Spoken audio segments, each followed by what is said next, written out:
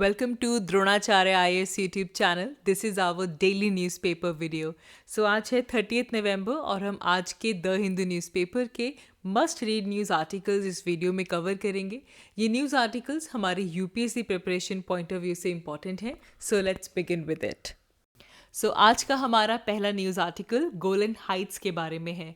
Recently United Nations general assembly के अंदर Golan Heights से रिलेटेड एक रेजोल्यूशन इंट्रोड्यूस किया गया. तो उस रेजोल्यूशन की डिटेल्स को बाद में देखते हैं. सबसे पहले फोकस करते हैं गोलन हाइट्स के ऊपर. गोलन हाइट्स के बारे में कुछ बैकग्राउंड, कुछ बेसिक बातें हमें पता होनी चाहिए. पहले हम उन्हें क्लियर करते हैं.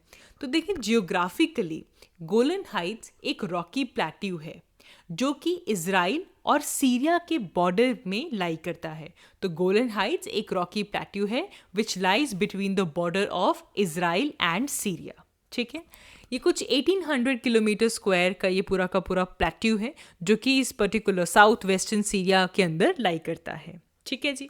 अब इस गोलन हाइट्स को लेकर एक डिस्प्यूट आपको पता होना चाहिए. तो जब हमने इजराइल हमास कॉन्फ्लिक्ट की भी जब हम बात कर रहे थे, जब हम हिस्ट्री देख रहे थे, तो बार बार हम 1967 का 6 डे वॉर का जिक्र कर रहे थे. तो इस 1967 के 6 डे वॉर की वजह से Israel Golan Heights, West Bank, east Jerusalem और गाजा स्ट्रिप को ऑक्यूपाई कर लेता है. और तब वहाँ पे एक आर्मिस्टाइज लाइन भी इस्टेब्लिश की जाती है and this region came under the control of Israeli military. ठीक है, जिसके बाद तब से ही सीरिया ने बहुत बार अटेम्प्ट्स किए कि वो गोलन हाइट्स को रीटेक करें. एंड इवन 1973 में जो मिडल ईस्ट वॉर हो रही थी तब भी सीरिया ने अटेम्प्ट किया, सीरिया ने ट्राई किया कि गोलन हाइट्स दोबारा सीरिया के कंट्रोल में आ जाएं, but Syria was defeated in those attempts as well. And जिसके बाद 1974 में दोनों ही कंट्रीज़ इजराइल और सीरिया ने एक आर्मिस्टाइज साइन किया. एंड तब से ही 1974 से ही इस सीज फायर लाइन के अलॉन्ग यूनाइटेड नेशन ने जो ऑब्जर्वर फोर्स है उसे वहाँ पे प्लेस किया. लेकिन इसके बाद 1981 में इजराइल ने गोलन हाइट्स और ईस्ट जेरूसलेम को परमानेंटली इस टेरिटरी को एक्वायर कर लिया. एंड इस मूव को बहुत से कंट्रीज़ ने रिकग्नाइज भी नहीं किया था. इंटरनेशनल कम्युनिटी ने इस पर्टिकुलर मूव को, क्योंकि ये डिस्प्यूटेड रीजन था, एक डिस्प्यूटेड टेरिटरी थी and which was now occupied by Israel, and इसका जो स्टेटस है it has to be determined through negotiation between Israel and Syria. तो इंटरनेशनल कम्युनिटी ने भी बहुत बार अटेम्प्ट्स किए कि सीरिया और इजराइल के बीच में नेगोशिएशंस की जाएं, बट वो सभी नेगोशिएशंस फेल हुई. नाउ अगर हम इंटरनेशनल रिकग्निशन की भी बात करें तो इंडिया ने भी गोलन हाइट्स को इजरायली टेरिटरी कभी रिकग्नाइज नहीं किया. इंडिया हैज़ ऑल्सो कॉल्ड कि गोलन हाइट्स को वापस सीरिया को रिटर्न करना चाहिए. वेयर एज इजिप्ट, जो कि which has now made peace with Israel, लेकिन वो भी कंसिडर करते हैं कि गोलन जो है वो सीरियन टेरिटरी का हिस्सा है. सिमिलरली अरब लीग, वो तो कहते हैं कि ये जो मूव था इजराइल का वो कम्प्लीटली इंटरनेशनल लॉज के बियॉन्ड था. यूरोपियन यूनियन की भी सेम पोजीशन है कि गोलन हाइट्स के ऊपर इजरायली सॉवरेनिटी नहीं है, ये सीरिया का पार्ट है. लेकिन हमें यहाँ पे एक और चीज़ समझनी होगी, that is the significance of Golan Heights, कि इजराइल क्यों गोलन हाइट्स को एक्वायर करना चाहता है. क्योंकि गोलन हाइट्स, जैसे कि मैंने कहा कि ये एक प्लेट्यू है, तो इससे इजराइल को एक एक्सीलेंट पॉइंट मिल जाता है जिससे कि वो सीरिया की जो मूवमेंट्स हैं उससे मॉनिटर कर सके. और वो जो टोपोग्राफी है, वो जो प्लेट्यू है, वो एक नेचुरल बफर के जैसे एक्ट करेगा in case if there is any military advance from the Syria. साथ ही में ये जो रीजन है, ये this is a arid region, ये डेजर्टिक कंडीशंस हैं यहाँ पे. Golan Heights can be a key source of water as well, क्योंकि यहाँ पे जितनी भी रेनफॉल होगी तो जो गोलन की जो कैचमेंट फीड है वो जॉर्डन रिवर में जाती है. तो इस एरिया से इजराइल की वाटर सप्लाई भी जो है वो भी सिक्योर हो सकती है. प्लस इस रीजन का जो लैंड है वो फर्टाइल है, क्योंकि ये रॉकी प्लेट्यू है, वॉल्केनिक सॉइल है यहाँ पे, जिसे यूज़ करके वाइनयार्ड्स एंड ऑर्चर्ड्स यहाँ पे डेवलप किए जा सकते हैं, कैटल्स रेज किए जा सकते हैं. So therefore this Golan Heights का जो एरिया है इसकी सिग्निफिकेंस भी बहुत ज़्यादा है. राइट, अब आपको डिस्प्यूट भी समझ में आ गया, एरिया भी समझ में आ गया. अब आते हैं हमारे करंट डेवलपमेंट पे. तो इस इशू को लेकर, गोलन हाइट्स के इशू को यूनाइटेड नेशंस जनरल असेंबली में रेज किया गया. इसे लेकर इजिप्ट ने एक रेजोल्यूशन इंट्रोड्यूस की। एजेंडा था the situation in the middle east और उसके अंदर ड्राफ्ट रेजोल्यूशन का टाइटल था द सीरियन गोलन। इजिप्ट ने इस रेजोल्यूशन को इंट्रोड्यूस करवाया। 91 वोट्स इसके फेवर में गई। देवर 8 वोट्स जो कि इसके अगेंस्ट थी एंड देन देवर 62 एब्सेंटीज। हमारे लिए इम्पॉर्टेंट ये है कि India has voted in the favour of this draft resolution, whereas countries like Australia, Canada, Israel, UK and US, they have voted against it. तो ये resolution काफ़ी important हो जाती है बिकॉज इस रेजोल्यूशन से यूनाइटेड नेशंस जनरल असेंबली में ये डीप कंसर्न एक्सप्रेस किया गया कि इज़राइल ने गोलन हाइट्स के ऊपर, जो कि सीरिया का हिस्सा है, उसे इज़राइल विड्रॉ नहीं कर रहा और इज़राइल की जो सेटलमेंट्स वहाँ पे वो डेवलप कर रहा है, जो कंस्ट्रक्शन वो गोलन में कर रहा है, उसकी इलीगैलिटी को भी यहाँ पे स्ट्रेस किया गया। तो ये बैकग्राउंड आपको इस पर्टिकुलर गोलन हाइट्स के बारे में पता होना चाहिए। आगे बढ़ते हैं। हमारा next news article fiscal federalism point of view से बहुत इंपॉर्टेंट है। It is related to finance commission. Now जैसे हम फाइनेंस कमीशन बोलते हैं, पॉलिटी आपके माइंड में आ जाती है और ये वैसे भी बहुत इंपॉर्टेंट टॉपिक है when it comes to GS paper 2। Finance commission एक इम्पॉर्टेंट कॉन्स्टिट्यूशनल बॉडी है। हर 5 साल के बाद president of India finance commission को कॉन्स्टिट्यूट करते हैं एंड इसे लेकर हमारे पास हमारे कॉन्स्टिट्यूशन का आर्टिकल 280 इससे गवर्न करता है। And finance commission basically defines the centre state financial relation. तो सेंटर और स्टेट के फाइनेंशियल रिलेशंस को डिफाइन करने के लिए हर 5 साल के बाद प्रेसिडेंट ऑफ इंडिया इस फाइनेंस कमीशन, इस कॉन्स्टिट्यूशनल बॉडी को कॉन्स्टिट्यूट करते हैं under article 280 of our constitution. अब सवाल आता है कि अब हमारे पास 16th फाइनेंस कमीशन आने वाला है। पहला finance commission, first finance commission 1951 में एस्टैब्लिश किया गया था under the finance commission miscellaneous provisions act of 1951। ठीक है, ये जो इंडिविजुअल कमीशंस हैं ये ऑपरेट करते हैं under the term of reference, जिसको TOR बोलते हैं। ठीक है, which are different for every commission. तो वही न्यूज़ भी आई है कि यूनियन कैबिनेट ने जो टर्म ऑफ रेफरेंसेस हैं उससे अप्रूवल दे दिया है for the 16th finance commission.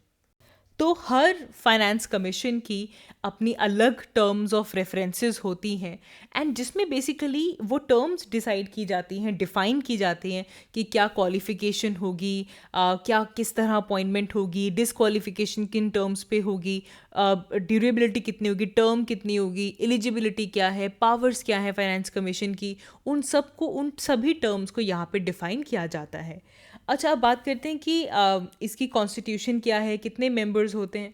तो एज़ पर द कॉन्स्टिट्यूशन इस कमीशन में एक चेयरमैन होता है और इसके चेयरमैन के साथ बाकी मेंबर्स होते हैं। सो चेयरमैन एंड 4 अदर मेंबर्स ये मिलकर फाइनेंस कमीशन बनाते हैं।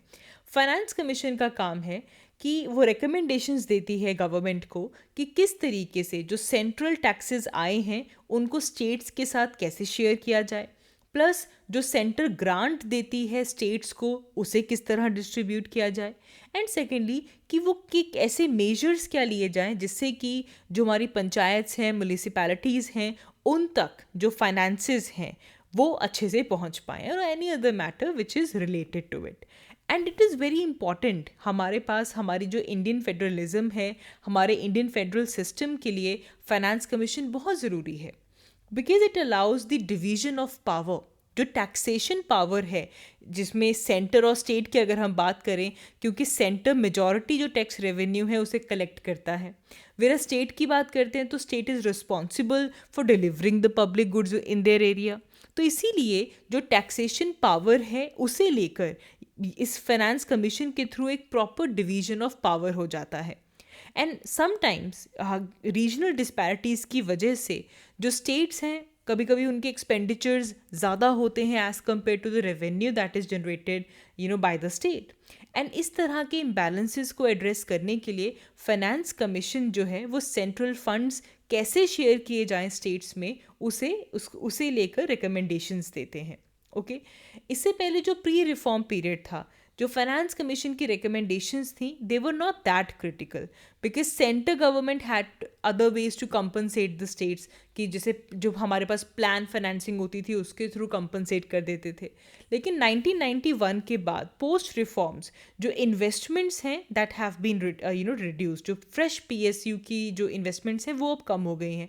फिर 2014 में प्लानिंग कमीशन को अबॉलिश कर दिया गया, जिसके बाद अब फाइनेंस कमीशन एक सोल आर्किटेक्ट बन जाता है। आप कह लीजिए कि हमारे फिस्कल फेडरलिज्म का इकलौता बैलेंसिंग व्हील बन जाता है। ठीक है, तो ये कुछ बातें फाइनेंस कमीशन के बारे में आपको पता होनी चाहिए।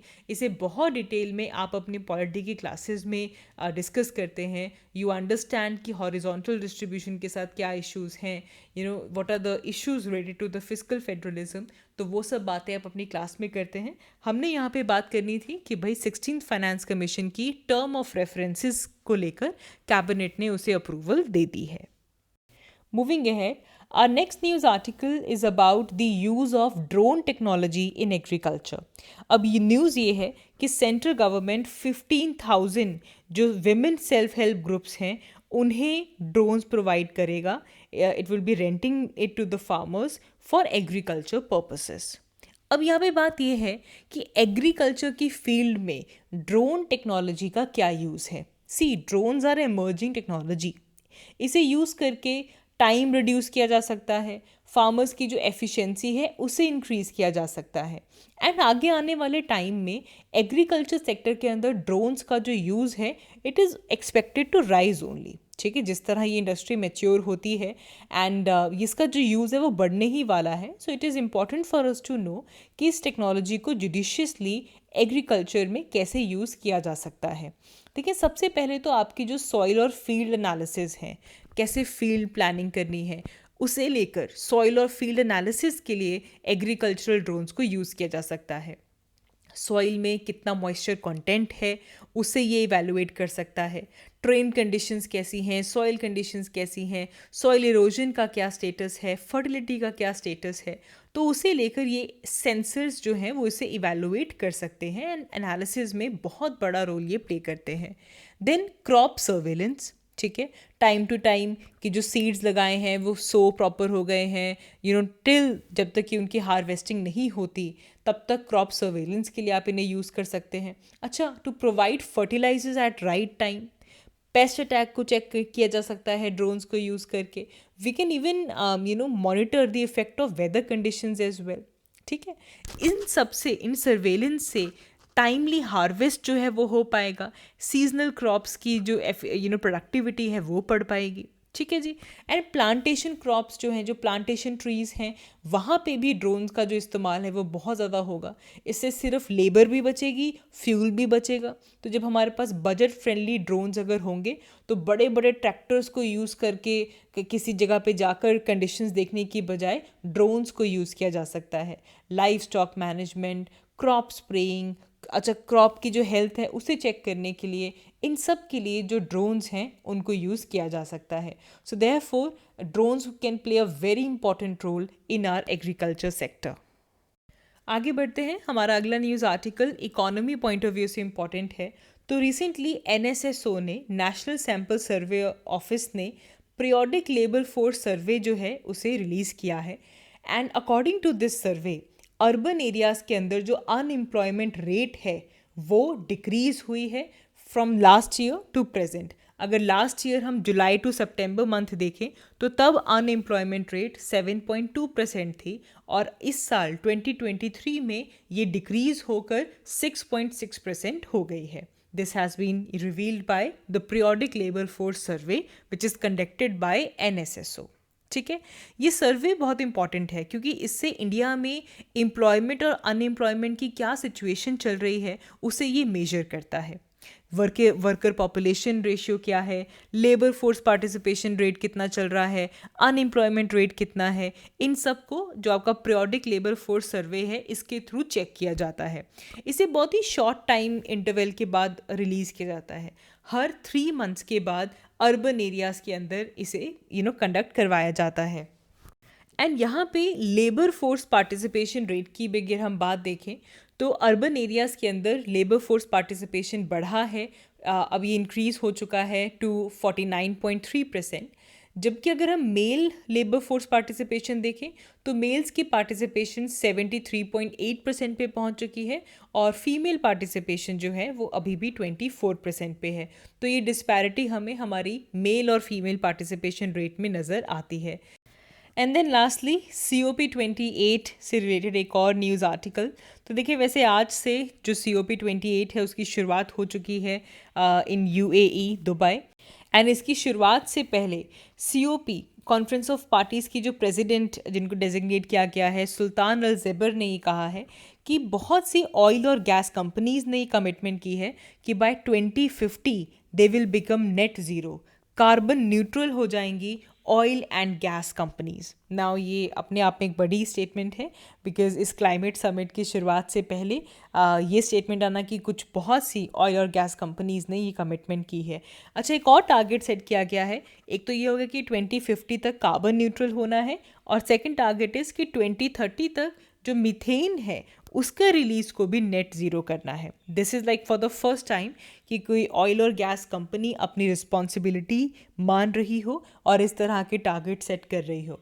क्योंकि ये ज़रूरी इसलिए भी है क्योंकि अगर हम इंटरनेशनल एनर्जी एजेंसी के एस्टिमेट्स देखें तो जो ऑयल और गैस ऑपरेशंस हैं, जितनी हमारी टोटल एनर्जी रिलेटेड एमिशंस होती हैं, सिर्फ और सिर्फ ऑयल और गैस निकालने भर में जो ऑपरेशंस का 15% तो ग्रीन हाउस गैस एमिशन वहीं से हो जाती है।